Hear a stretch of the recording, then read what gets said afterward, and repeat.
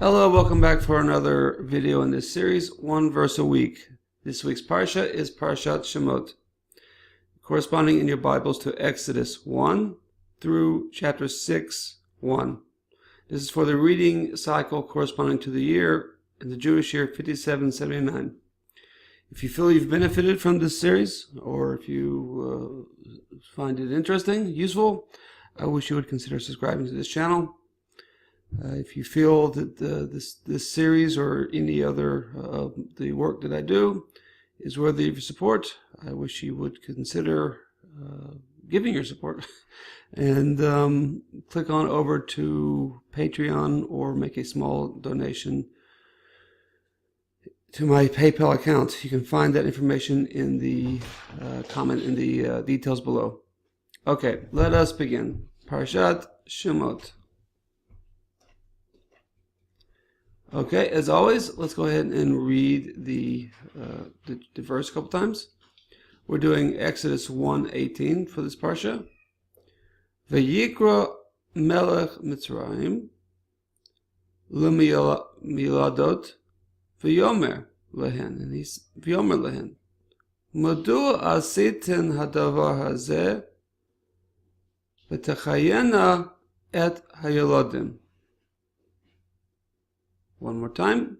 Vayikra melech Mitzrayim l'miladot v'yomer lohen. Madua asiten hadavar hazeh v'techayena et hayolodim. Okay, so in this, for Exodus, I think we're going to work more towards discussing the verbs. In later parshas, perhaps we'll get into more of the of the grammar and how that works. But for now, we're just going to do like we were doing in Genesis. However, I'm going to be presenting the verbs first. Okay, Vayikra comes from the shorish Kuf Resh Aleph, and that means to call. To call. It has the Yud at the front. He will call, or he shall call. It has the Vav HaHipuch, changes the tense, flips the tense over to past tense. Vayikra, he called. Okay? We have Vayomer. So again, this is, we've seen this shorish before.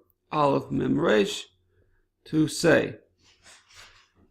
Omar is to say, past tense. Yomer, the Yud, the prefix, turns it into a future tense word. Yomer, he shall say, he will say. Again, we have our flipping Vav, our Vav HaHipuch, that turns the tense around into past tense. Goes from future to past. V'yomer, and he said. Okay. Asiten is the comes from the shorish Ein Sin Hey Asa, which means to do or make. Asiten has a suffix, it's past tense, sten, for you.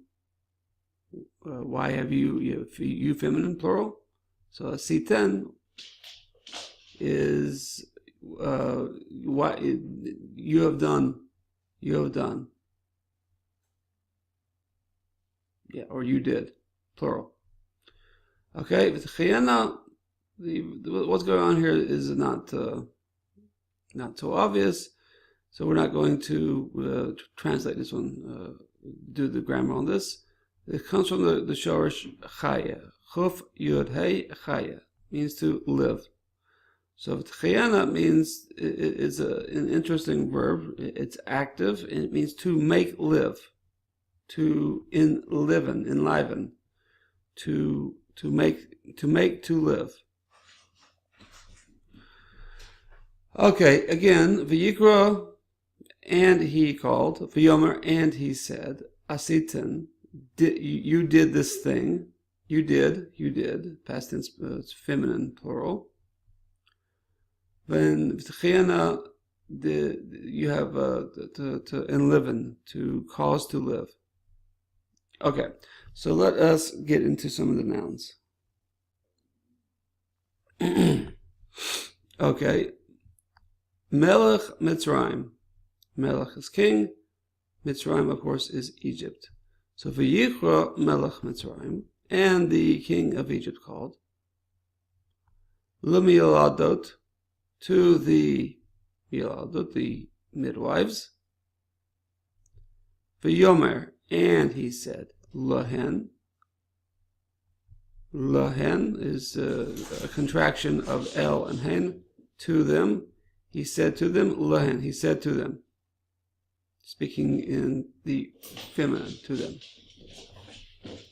Madua, why? Madua, why? Asitan, why have you done? Madua, why? Asitan, have you done? Hadavar, hazeh. Davar is thing. Zeh is this. And it has the hey on both. This is a normal pattern. Hadavar, the thing. Hazeh, this thing. And it's referring to this is the hey, how you do it. This is referring to a known thing. Hadavar hazeh is pointing to a definite thing. Why have you done this thing? Madua asitan hadavar hazeh. Why have you done this thing? So what's that thing? And to make, cause to live, to make live, et hayalodim, the yalodim. A yelad is a baby boy, masculine, baby. A yalda is a baby girl. And of course the decree was against the baby boys. So the yaladim are the baby boys, plural. Okay, one more time. Melech Mitzrayim, the king of Egypt, which is of course Pharaoh. La, to Miladot, the midwives. Lahen, to them. Madua, why? Hadavar hazeh, this thing, a definite thing. Techayana et hayaladim, to cause to live the yaladim, the baby boys. Okay, let's look at my translation. And the king of Mitzrayim called to the midwives, and he said to them, why have you done this thing and kept the male babies alive? Okay, Techayana is a fun, an interesting verb, because we don't have a verb that in English that really matches it, so we have to pair it with some other helping verb. So kept alive. And I guess we could say enliven or enliven, but that would be weird. And plus, enliven does not mean to preserve life, and I think enliven means to sort of inject life into somebody that's already living. So it's not exactly the same sense. So we would have to use a helping verb to get across our meaning. Okay, so let's go look at the KJV. And the king of Egypt called for the midwives and said unto them, why have you done this thing? Okay, and have saved the children alive.